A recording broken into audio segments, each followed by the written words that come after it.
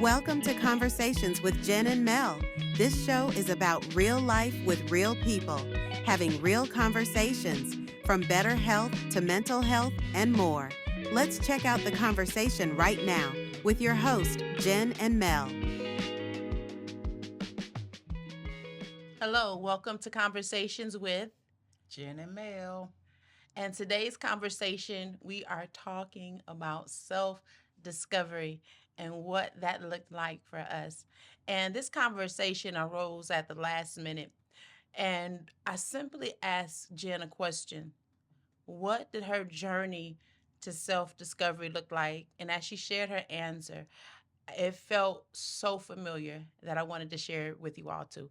So, Jen, today, will you start us off? Okay. So my journey to self-discovery started with me doing things independently, alone, by myself. Started going out to eat by myself, started going to the movies by myself, spending time reflecting on what my preferences are, what I like, what I didn't like, what I needed. Um, that's how it started. I would say that I'm still on this journey though. I don't feel like I've arrived at this place because I'm still learning new things and trying new things. So, what is the thing that you've discovered at this point in your life, most recently about yourself? What has that thing been? That I'm a workaholic. Uh, there's a whole nother conversation that goes with this that we just had off camera. So, yeah. And I think I discovered that I like money more than I thought that I did. Or I like the things that money affords me more than I thought that I did. amen. That's a good answer. Yes. That's what I would Rationalize say. it. Rationalize it. Make it make sense. Uh, Make it make sense. If it don't make money, if it don't don't make make sense. dollars, it don't make sense. Yep. Okay. Yeah, she mean that. I mean that. She mean it. She mean it with a chest. I mean that. She means Yes, it. I do. And so I think when we started talking about this, I think the biggest thing was that she was sharing her journey, and it reminded me so much of mine because I was telling her that I got saved at 22 and I was single for like 14 years before I really started dating. And the first part of me, uh, I getting saved, I don't think I was really discovering me. I think I was so busy because in church, we learn church culture before we learn ourselves. Yes.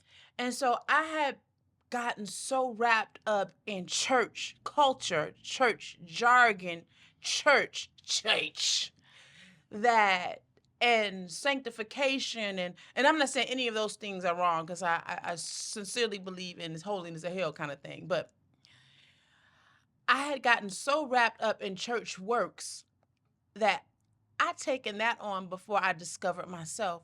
Next thing I think I found myself clothed in religion Mm-hmm. that I had to at some point go back and start taking off and start shedding in order to find out who I was or should I say come to a place of balance? Yes. Because part of finding out who you are is to find out who you are in God. Yeah. And so I think that I had become at some point religious. I mean, literally religious. And I know you all have met her. Like you had met this girl that was this freaky, weird, spooky kind of religious, and Mm. it was offensive. And she had no balance, and she had a zeal, but not according to knowledge. And that was me, y'all. That was me. That was me. So I think I was about mm, maybe about almost 29, and I met a young lady, and I remember the moment I met her, and she was meaner than a rattlesnake. I mean, I met her at community college. I was still in community college, and she was walking through the parking lot, And God kept dealing with me about going to pick this young lady up. And I'm like, she don't want to be bothered. Why am I about to bother somebody that don't want to be bothered? And he's like, go pick her up, take her home, pick her up, take her home. So I drove by, stopped, and she jumped right on in the car. Oh my gosh. And she and I were thick as thieves for years. But it was her personality that caused me to examine mine. Mm. And, it says evil communication corrupts good manners. So that's not quite what happened. But what it did was cause me to examine what I had taken on that was necessary for the journey and that I had taken on that was religious. And so it brought me to a place of balance. She taught me how to laugh. She taught me how to live. She taught me that it was okay to enjoy life. And it was so many lessons I learned. And and that was the beginning for me. I began to evolve through a friendship with somebody who was probably the most unlikely person for me to even learn from. But she came into my life at the right time on assignment. And her assignment was to show me and allow me to learn myself. And that was the beginning. That was the unveiling of self. Okay. That was that beginning of self-discovery. And from that moment, like Jen said, I started experiencing life. And when my friends weren't available, I started taking myself out and I'd go to dinner by myself, to the movies by myself. And then at some point I realized, okay, single ladies. Now this is for the single women. And this is for the women who cannot get their mates to do what they want them to do. Do it by yourself. That's it. That's it. Don't stop living. Don't put your living on hold for anyone. There is not a reason that you should put living on hold. Like she just said. What? Say it again, Jen. Do it by yourself. Do it by yourself. The things that you enjoy, you will enjoy even if you do it alone. Yes. I even went on a trip, an 8-day trip to Florida by myself. Oh my gosh. I ran from people. I went to a conference, met people, ran from them, hid. Like I called them when I got back. Yeah, called them when I got back, but I hid. And so, self discovery. My first part of self discovery was getting rid of religion and building a relationship with God and with myself, not with that person that I'd learned in church, not with the person that was mentoring me, not as the person that was mentoring me, because my mentor spiritually, and I know a lot of you church ladies and a lot of you, even you guys can relate to this. Sometimes we're mentored by people who are twice as old as we are, right? Mm-hmm. And so my mentor at that time was as old as my mother is now 30 years later. And she was my best friend. And so I learned how to be a sanctified old woman at 22. Mm-hmm. And so I had to come back to a place of balance, which was definitely necessary for my career. But self discovery came with that. It came with a genuine relationship and unveiling and unrobing of myself.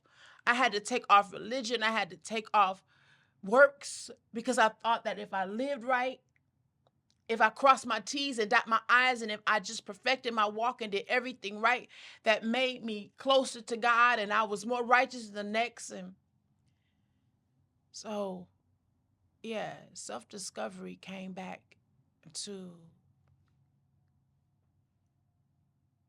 me taking off some of the things that I'd put on, even taking off the roles that I had been accustomed to,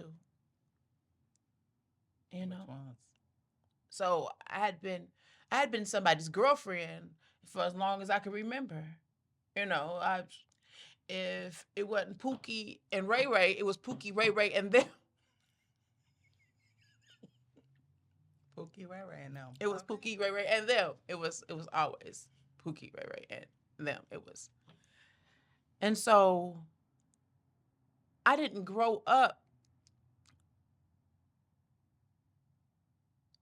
being able to just identify the role of self. This started as a kid. It was always a, a boy around, or somebody I was trying to please or satisfy, or just somebody I was trying to fit into that little box that I thought they were okay with. And I realized now that it was a lot of times I wasn't okay with me, that I was offering them something that was all broken. So, and this is real. How many of you are in relationships right now and you giving somebody bits and pieces of you that you need to work on, and you expecting them to accept the particles of you when you realize you giving them broken pieces, and you telling you, I need you to accept my broken pieces, and you haven't even learned how to accept them yourself, and you keep wondering why they keep handing them back. So sometimes we're in places and spaces where it's really time for some self-evaluation. Mhm. You ever been in a place or a space or a relationship where you recognize No. that you weren't your best self in that? No, I'm always my best self. I did not know. That's not my story. You hear it? Never. What I would say is that my journey was developed based on what I thought the expectations of me should be. Okay. Either I wanted to walk in my father's footsteps, and then I found out that was not going to be my story because I didn't like that, which was law. Then in my mind, growing up from a little girl, I always wanted to be a mother. At 4 years old, I wanted to be a mother, and I wanted a bunch of kids. I wanted to be a wife, I thought. I do. Um, Listen, she didn't mean it. what, There's no question there. She didn't mean it. what I mean, what I'm saying is that I thought I wanted to be a wife, but not understanding what that meant. I thought being a wife was just having the sex part, not everything else that goes along with being a wife. Um, so my journey though was figuring out, oh, I don't want to do law. That's my daddy like law. I don't like law. That's way too much particularness for me.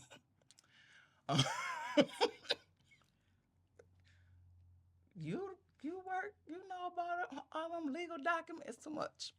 Too much. Didn't want that. Then I thought I was going to school for education. I ended up falling into social work, which really is my passion. Um, I did give myself to people who did not deserve me. I would say that on my journey of discovery, but I always gave them my best. So there's that. What else?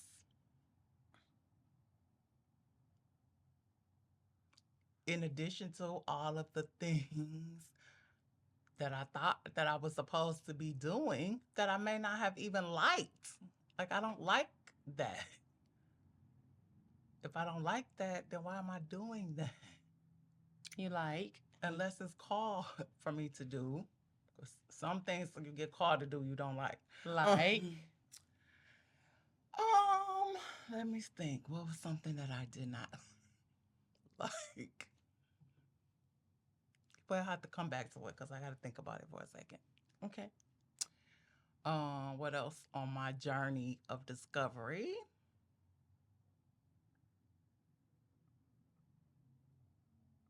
I just want to do what I was told and don't have no static.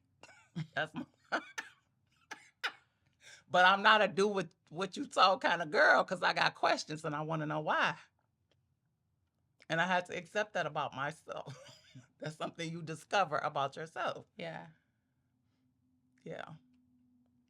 So I think self discovery.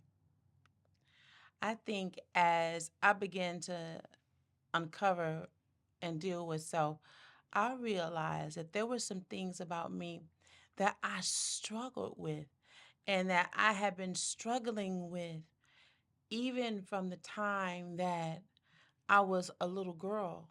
And one of the major issues that I had struggled with from the time that I was a little girl was I had struggled so bad with my weight. Okay, I'm still struggling with that. And listen, me too. I'm still working to manage my weight, but it had been a struggle. So self-discovery was so many places in me. I had to go back to my childhood and deal with self-discovery. And I always say this, but I I was the daughter of a mother who was a widow, and so there's so many things that in my childhood I I missed emotionally, and so everything I needed was there materialistically. But there's so many things in my childhood I missed emotionally, and one of the things that I missed was my self awareness. I missed the ability to be present because I was always somewhere else. And I still to this day I work on that and my the validity of self, that validation that you need in order to for a little girl needs in order to say well done. I miss that because it was always and if you have daughters then you understand because my mother is an amazing woman and we are the best of friends. She is my biggest fan and my biggest coach and my worst critic all at the same time. So she is an amazing woman. But during that time, she was just trying to get my dad out of me, you know? And so it was always if there was a positive, it was a positive but. And so when it's always a positive but, that means that everything that you just said was positive about them. You just caused it to be null and void. So I spent my life always being something but. And so as I grew older and in relationships, it was, oh, you're cute, but you're something but. And I realized that it was the but that was driving me crazy. And it was the but that had me so confused about, but what do I offer? Who am I outside of your but? If there's always an exception to the rule, then when am I ever good enough? How am I ever good enough? How do I validate myself? And so before I got saved, it was with relationships. After I got saved, I almost went into a cave and I clothed myself in religion. I, after a while, I realized that I buried myself in becoming. I was so busy and focused on it went from religion to school to work to building that I never included myself. That at no point did I go back and focus on myself until I had to. Oh my gosh. And so, what was the point where I had to finally discover myself? Oh, I'm married outside of knowing who I was, in a profession that I'm giving out all of me, and at no point nothing being poured into me. So it left me naked. It left me naked. It left me so naked when no one was pouring into me. Spiritually, I wasn't pouring into me. So it left me naked, empty, on fumes, and having to build again. But in the midst of me building again, I had to strip myself of everything that was familiar. And so that's where it began. It began with nothing.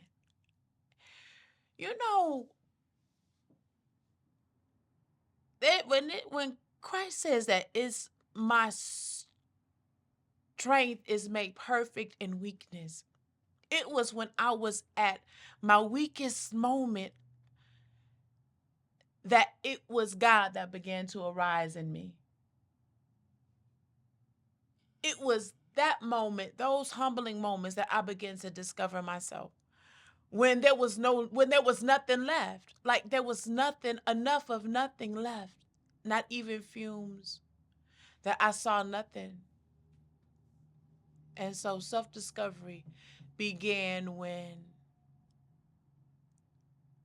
everything was stripped from me. And I realized the marriage I was in was failing and gonna fail. That the weight I was carrying, I'd been carrying from a kid. That the bondage that I had been in and what I had allowed had been with me my entire life, and he just added to it. And everything that had just become this boiling pot that was ready to explode. And if I didn't do something, then there would be no more left, no more of me left. And so self-discovery came at the end of me. Does that make sense at all? It does.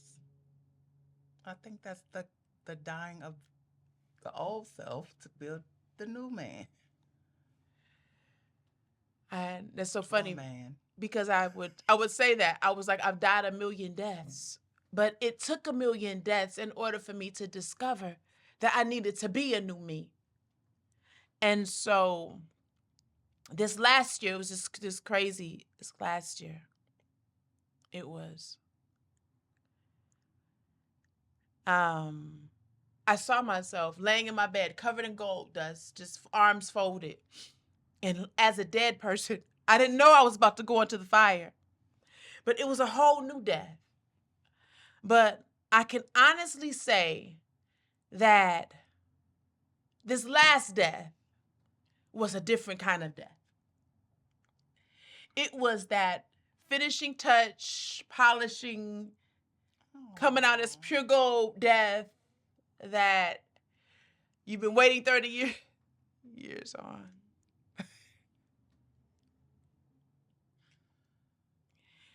And it crushed everything in me.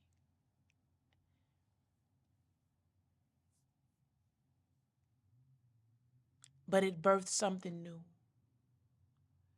a new reality and a new sense of self. And in this sense of self, I'm not tolerating no foolishness. In this sense of self,